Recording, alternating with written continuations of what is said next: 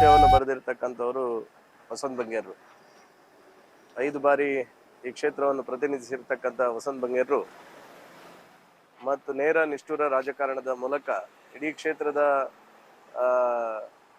ಜನರ ಶಕ್ತಿಯನ್ನು, ಜನರಿಗೆ ಬೇಕಾಗಿರ್ತಕ್ಕಂಥ ಸಮಸ್ಯೆಗಳಿಗೆ ಸ್ಪಂದನೆಯನ್ನು ಮಾಡ್ತಕ್ಕಂಥ ಮತ್ತು ಯಾವುದೇ ರೀತಿಯಾಗಿರ್ತಕ್ಕಂಥ ಮುಲಾಜಿಗೆ ಒಳಪಡದೆ ಏನು ಅಧಿಕಾರಿಗಳ ವರ್ಗ ಇರ್ಬೋದು ಅಥವಾ ಜನಸಾಮಾನ್ಯರ ಮಧ್ಯದಲ್ಲಿ ತನ್ನ ದಿಟ್ಟ ಆಡಳಿತದ ಮೂಲಕ ರಾಜಕಾರಣವನ್ನು ಮಾಡಿರ್ತಕ್ಕಂಥವರು ವಸಂತ್ ಬಂಗೇರು.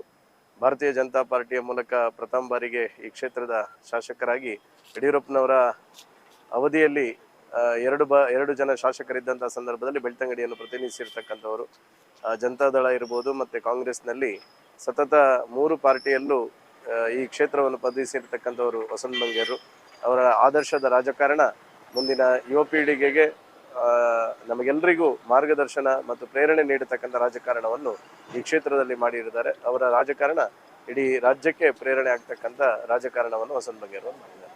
ಅವರ ಆತ್ಮಕ್ಕೆ ಶಾಂತಿ ಮತ್ತು ಅವರ ಕುಟುಂಬಕ್ಕೆ ದುಃಖವನ್ನು ಭರಿಸತಕ್ಕಂಥ ಶಕ್ತಿಯನ್ನು ಪರಮಾತ್ಮ ಕರುಣಿಸಲಿ ಎನ್ನುವಂಥ ಪ್ರಾರ್ಥನೆಯನ್ನು ಈ ಕ್ಷೇತ್ರದ ಜನತೆ ಪರವಾಗಿ ಮಾಡ್ತಾರೆ.